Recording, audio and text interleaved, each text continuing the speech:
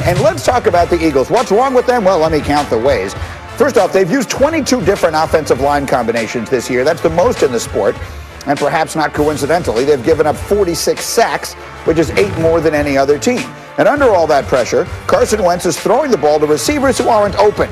According to Next Gen Stats, Wentz has tallied 78 tight window attempts this year, second most in the league. So all that adds up to really bad quarterback play. Wentz has thrown 4 more picks than any other quarterback. Here's his head coach, Doug Pederson, talking about it yesterday.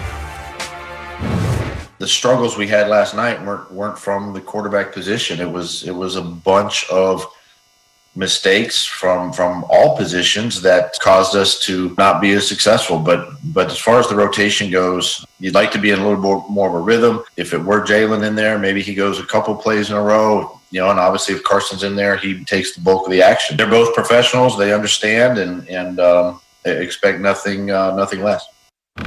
All right, so let's talk about the Eagles, and let's bring Mel Kiper into the conversation with RC and Neek here, Mel, because the recent quarterback draft picks are the topic here. You've got Carson Wentz and his struggles. You have Jalen Hurts and whatever ridiculous plan it is they seem to have for him, at least the other night. How do you see it, Mel Kiper? I see the criticism of Carson Wentz being very unfair, just like Ryan's criticism of pumpkin pie being incredibly unfair. Come on. Sweet potatoes are for your turkey. They're with your turkey. They're with your filet mignon. They're not a dessert. But we'll go to that in a minute. But in terms of Carson Wentz, when you can't block him, you can't beat him. And that's what football is. If you can't block him, you can't beat him. It doesn't matter who your quarterback is. Carson's trying to be the competitor he is and make a play.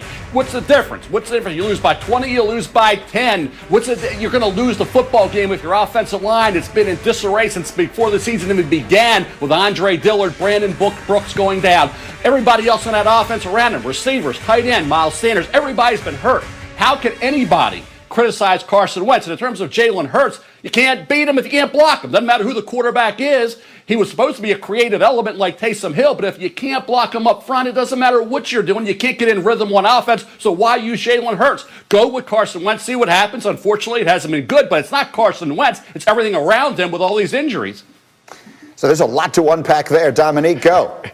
Well, first, he's not wrong that it helps to be able to protect him. But, man, Carson Wentz got so many attorneys out here. He got the best legal team in these streets. Everybody trying to find ways to defend the man. Like, he's not good. He's not playing well. Like, that is unavoidable. I can show you tons of passes where he had protection. I can also show sacks that he created because he's holding onto the ball too long. So you're not wrong, Mel. The offensive line has not been good. The receivers and playmakers are not making plays for him, but he's also been bad. Like, let's not pretend like the only reason why his numbers are the way they are and this team is bad is because everyone but Carson Wentz. Carson Wentz is the quarterback of this team. When we were talking about him being the MVP, we were not talking about how great everybody was around him and how great they made him look, because that's what happened. So now we need to talk about how he's not doing his thing, and that's the truth. And pumpkin pie, overrated. Let's not even go down the pumpkin pie path here. But Mel, I see you shaking your head. The comparison that was made yesterday on this show was Russell Wilson. When the Legion of Boom was gone and they had no playmakers, Russell Wilson still found a way to elevate his team and to win games, and Carson Wentz doesn't seem to be doing that. Is that a reasonable criticism, Mel, in your mind? Well, I think when you're a Superman, and there are some quarterbacks that are, Patrick Mahomes, Russell Wilson, Aaron Rodgers, that are elite of the elite. Everybody can't be the greatest. And there's only so many great in this league, in the history of this league. So Carson Wentz can be good to very good, and that's fine, but he may not be great to deal with all these injuries. At every position on offense, they've had that. And you talk about confidence, you talk about trying to make something out of nothing. Rhythm's gone. Everything's gone from this offense when you have all the breakdowns they've had. So there will be plays where it looks like he could make a play and he doesn't because he hasn't gotten in that rhythm. And for Carson Wentz, his body's got to be bruised and battered with all these hits. He's still out there, but I'm sure he's not 100% either because of that. So I think a lot of factors go into this, but to criticize Carson Wentz and think he's the problem, he's anything but. He's the solution when he gets some help on that offensive side. Jump in here, RC. Well, he's not the solution, because if he was the solution, then he would be playing better. When he gets help, what Ryan, he is, when he gets though, help. and I think I think what Mel helped me see, though, and what I appreciate about what Mel said is, you know what? Everybody doesn't have to be excellent. Everybody doesn't have to be great. And if we're going to relegate Carson Wentz to being good to very good, if he has help, then that's all right. And now if we view him from that prism, if we stop talking about him as this transcendent talent or the guy who was expected to win the MVP in 2017, then that makes sense to me. But if that makes sense to me, then we can move on. That means we can find somebody better, because there's a guy in Houston who we said had nothing, who we said they gave away his best player, and he sure is balling. He sure is playing at an MVP level. And so I think we have to now relegate Carson to just a guy. And if that's who he is, then that's okay. And you know what else changes the dynamic is the contract. I mean, you can't pretend that isn't a factor in this. When you pay the guy $100 million, people have certain expectations. All right, note to self, bring Mel in on more of these football conversations. This was a pleasure. That was good. Mel, get yourself some pumpkin pie and some skim milk, which is the traditional Piper breakfast. Don't nobody Thank you very much. Outstanding pie. work. We will see you soon. Meanwhile, it is time now for the unique perspective. They have used 22 different offensive line combinations so far this year. That is the most in the NFL. That's part of the trouble they've had. They've given up 46 sacks, 8 more than any other team in the league. And under all of that pressure, their quarterback, Carson Wentz, is throwing the ball to receivers who aren't open. According to our Next Gen stats, Wentz has tallied 78 tight window throws this year, second most in the league. And so, not surprisingly, all of that doesn't end well. Wentz has thrown 4 more picks than any other quarterback. Here's Coach Doug Pederson on the state of his QB.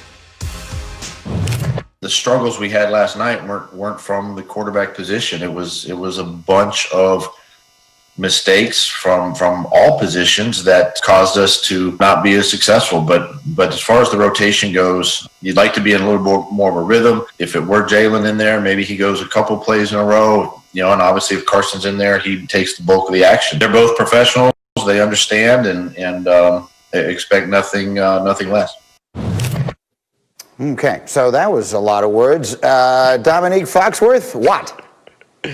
I don't know. It seems like he's gotten worse at doing press conferences. His press conference last week was kind of a shame, and this one makes even less sense. It feels like he's like a lawyer, like a defense attorney for a criminal who we all watched commit the crime, and he's trying to convince us that he didn't. We saw Carson Wentz throw that ball right to the defense. Like, we saw it. We saw him out there doing nonsense, so I agree. He didn't get a ton of help, but we watched him. I mean, the glove fits. We got to be honest with ourselves and say that Carson Wentz is not playing well. And the nonsense about we got to get a guy in a rhythm. You don't get a guy in a rhythm by throwing one player out there for one play. Like, to me, that feels like he doesn't want to play Jalen Hurts. But somebody higher up in the organization, and I'm not reporting this, obviously, it's just my speculation. It feels like someone higher in the organization than him said, play Jalen Hurts. And he was like, all right, I'm going to show them. I'm putting him out there for one play. See, I played him. Take that. Like, it doesn't seem like it's something that he really believes in and he wants to make happen. And it's just a mess right now.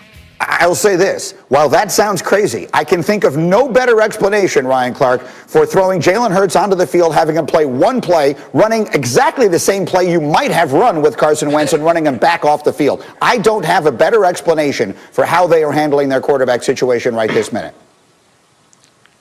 Listen, Dom seems dead on. He seems to have created a narrative that makes us believe it. He kind of reminds me of the late, great Johnny Cochran and what he's doing right now, because I never even thought of that. I never even thought of, like, you know what? Let me show you, executives. You wanted to get this guy. You think Carson should be out? I'm going to put him on the field. I'm going to do something that we could do with Carson anyway, and then I'm going to say Carson can do it better. But then when you get into the press conference and you start to fumble over your words, you kind of don't have a direction in what you're saying. It lets me know that you weren't prepared for this. There was only one other person in the world who loved Carson Wentz as much as Doug Pederson coming into this season, and that's Dan Orlovsky. And no matter what Carson Wentz has done, we haven't been able to convince Dan that he can't play. No matter what he's done, he hasn't been able to convince Doug Pederson that he can't play. So Doug Pederson is still believing that Carson Wentz is his guy, and I truly think he doesn't think Jalen Hurts is.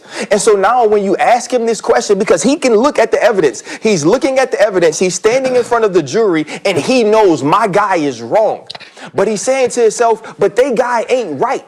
And so now he's trying to figure out a way to talk around himself, to say that they're both professionals, to say a lot of words that mean nothing. He's doing his best Jerry Jones impression because he has no idea where to go with this, because in a million years, you couldn't have told him that Carson Wentz was this quarterback, and he was totally unprepared.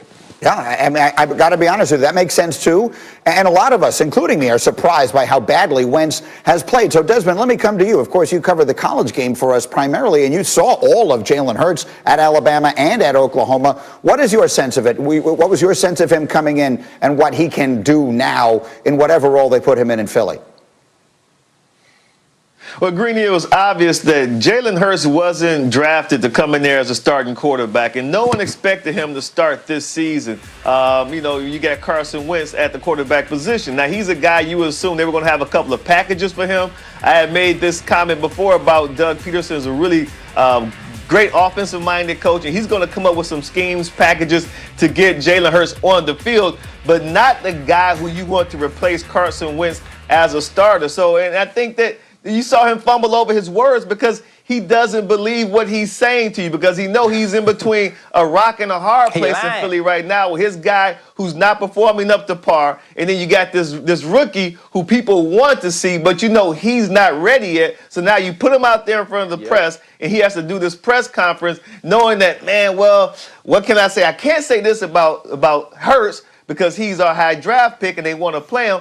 But I don't want to kill my guy Carson, even though he's out there killing himself with his performance. So then as a head coach who has empathy for your quarterback, because don't forget, Doug Pederson is a former NFL quarterback too. Now he's just emotionally strained about how should he answer these questions and have some sort of empathy and sympathy for what's going on with his quarterback without throwing his quarterback under the bus. Like the guy said, hey, the tape don't lie. We see how Carson's playing, man. He's throwing the ball to the other team as if they're on his team. So Doug is just in a tough position right now, and that's why he fumbled over his words the way he did in that post-game press conference. Neat, quickly, how does this end? You're the one who started it, so you tell me how it ends. We know Wentz is back. The contract says Wentz isn't going anywhere. He's their quarterback next year. So you got Hurts sitting there, you got Pederson coaching him. How does all this end? Yeah, I don't think it ends any differently than it starts. Like, I don't suspect any major changes. I don't think Hurts is the long-term answer going forward. They're not going to move on from Doug Pederson, who's brought them a Super Bowl after having this one disappointing season, and last year was riddled with injuries just like this season. I think they end up with Wentz and Pederson for one more season, and then if they don't turn around, then they start making some changes. So I suspect that we get a whole bunch more of the same coming up for the Eagles. All right, much more NFL as we continue with this crew of guys. Stay close by, but we got to get to the college.